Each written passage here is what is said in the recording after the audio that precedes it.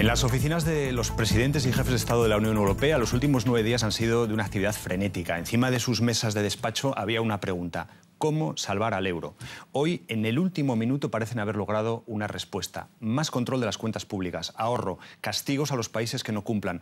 La Unión Europea somos 27 países, los 17 que están en el euro apoyan todo esto. Casi todos los que están fuera de la moneda única, pero que pertenecen a la Unión, lo ven bien. Solo el Reino Unido se opone rotundamente a un pacto que transformará a la Unión Europea. Nadie en Bruselas habría imaginado que el presidente croata Ivo Josipović protagonizaría un día una posible transición en la Unión Europea. Es un hombre cultivado que estudió para ser compositor sinfónico, un europeo convencido. Mientras firma el tratado de adhesión de su pequeño país, como 28º miembro de la Unión, surge una Europa de 2 velocidades. El primer ministro británico David Cameron debe sentirse muy solo. Su ruptura con el resto de los países miembros de la Unión Europea se produjo tras 10 horas de intensas negociaciones. Gran Bretaña se distancia. No estaba preparado para aprobar este tratado y llevarlo a mi Parlamento. Por eso me he negado a firmarlo hoy. Es lo correcto para Gran Bretaña. Una decisión complicada, pero la correcta. Esperan que nosotros, líderes responsables, con la misión de defender el euro, nos disculpemos por hacer todo lo posible para salvar nuestra moneda. Desde el punto de vista jurídico, Cameron se encuentra ahora al mismo nivel que el gobierno croata. Para ambos solo es válida una parte de los tratados europeos. No incluye el convenio de Schengen para la libre movilidad ni el nuevo tratado del euro. La periferia y el centro. Los estados del euro avanzan y quieren integrarse más que nunca. Durante esta cumbre han trazado el trayecto de viaje de la nueva Europa. El plan atrae incluso a los críticos. El primer ministro húngaro, el nacionalista Viktor Orbán, apoyaba a los británicos hasta que también él cambió de bando. También su endeudadísima Hungría acabará uniéndose a la eurozona, bromea al marcharse. Al mal tiempo, buena cara. Si el nuevo tratado del euro funciona, el centro de poder de la Unión Europea se traslada más que nunca a Bruselas. Para el resto queda todo el espíritu europeo. La adhesión de Croacia ha demostrado una vez más que la unión de los países europeos no ha perdido su atractivo. Quizá haya ocurrido incluso lo contrario.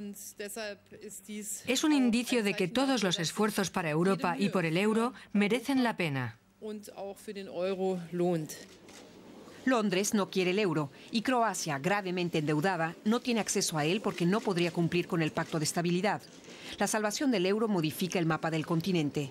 Eso si perdura el resultado de la cumbre.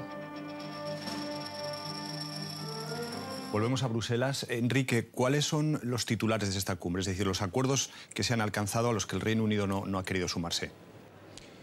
Esencialmente se trata de reforzar el gobierno de la zona euro, el gobierno económico, es decir, mediante la imposición de límites muy estrictos al déficit presupuestario de los países miembros, incluyendo la obligación de que esos límites se incluyan en sus propias constituciones. También se establecen sanciones automáticas para aquellos países que los incumplan, esperando que eso no suceda, y las reglas de funcionamiento de los mecanismos de rescate y de apoyo financiero que se están funcionando en estos momentos y que se crearán a más tardar el año que viene con apoyos del Banco Central Europeo y del Fondo Monetario Internacional. Hoy le decían a Cameron que puede darse la situación de que se junten todos los países para hablar y que sea él el único que se quede fuera de esa sala de reuniones. Es decir, ¿en qué posición queda el Reino Unido? Efectivamente, el Reino Unido tiene que iniciar una reflexión sobre cuál va a ser su futuro en relación a Europa y la Unión Europea tiene que buscar también una fórmula para encajar las instituciones que pertenecen al conjunto y en el que forma parte también Gran Bretaña con este nuevo tratado del que solo forman parte los países del euro.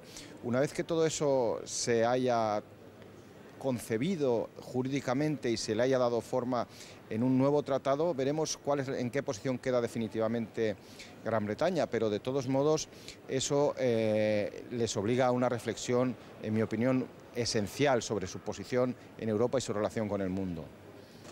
Y cuéntanos un poco qué es lo que pasa ahora, es decir, cuáles son los pasos que se tienen que dar.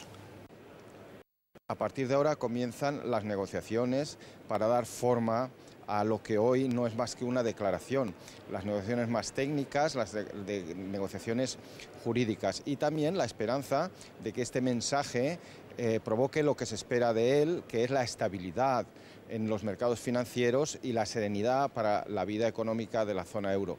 Eso obviamente tampoco lleva consigo el renacer del crecimiento económico en los países donde eso es ahora un problema, pero podría ser un buen primer paso. Enrique Serveto, nuestro compañero en Bruselas, siguiendo esta cumbre, muchas gracias. Bueno, pues ya ven que en todo ese camino de los próximos meses pueden surgir problemas, porque hay estados donde los parlamentos, por ejemplo, tienen que aprobar estos acuerdos. Luego, el Reino Unido, ojo, porque queda fuera de este pacto, pero sigue siendo miembro de la Unión Europea. Podría bloquear acuerdos futuros. Es complicado. Si les interesa el tema, dentro de nuestra web hoy hemos preparado análisis y reportajes especiales sobre los detalles de lo que ha sido esta cumbre tan compleja. Complejo como la propia construcción de la Unión Europea. El dicho, ya lo saben, un paso hacia adelante, dos hacia atrás. Vamos a echar un ojo, un vistazo a lo que han sido estas últimas décadas. Efectuar controles conjuntos del carbón y el acero para que ninguna nación pueda armarse en secreto. Una idea del entonces ministro francés de Exteriores, Robert Schuman. En las negociaciones para constituir la Comunidad Europea del Carbón y del Acero, la CECA, también estuvo Ernst Albrecht, posterior jefe de gobierno de Baja Sajonia. La pregunta decisiva era cómo crear una asociación que impidiera las guerras entre nuestros países. Los miembros de la CECA, Bélgica, Alemania, Francia, Luxemburgo, Italia y los Países Bajos, abren sus fronteras, retiran las aduanas y crean el Tribunal Europeo de Justicia. Los documentos fundacionales son los Tratados de Roma de 1957. En el Capitolio de Roma se vive un momento histórico. Se han sellado las negociaciones para establecer un mercado único, así como la Comunidad Europea de la Energía Atómica. La Europa Unida acaba de nacer y con los años se incrementa su número de miembros. Se celebran cumbres regulares y se desarrollan las instituciones europeas. El mercado único se convierte en realidad en 1987. En 1992, los jefes de Estado y de Gobierno se proponen lograr una unión económica y financiera. Firman el Tratado de Maastricht, que sienta las bases para una moneda única. 10 años después, en 2002, llega el euro. Administrar los 20 países miembros se convierte en una tarea compleja. En virtud del Tratado de Niza, se reforman las instituciones europeas y se preparan futuras ampliaciones. 8 estados del antiguo bloque del Este entran en la Unión Europea. El proyecto siguiente es redactar una constitución conjunta. Sin embargo, franceses y holandeses rechazan el texto en referéndum.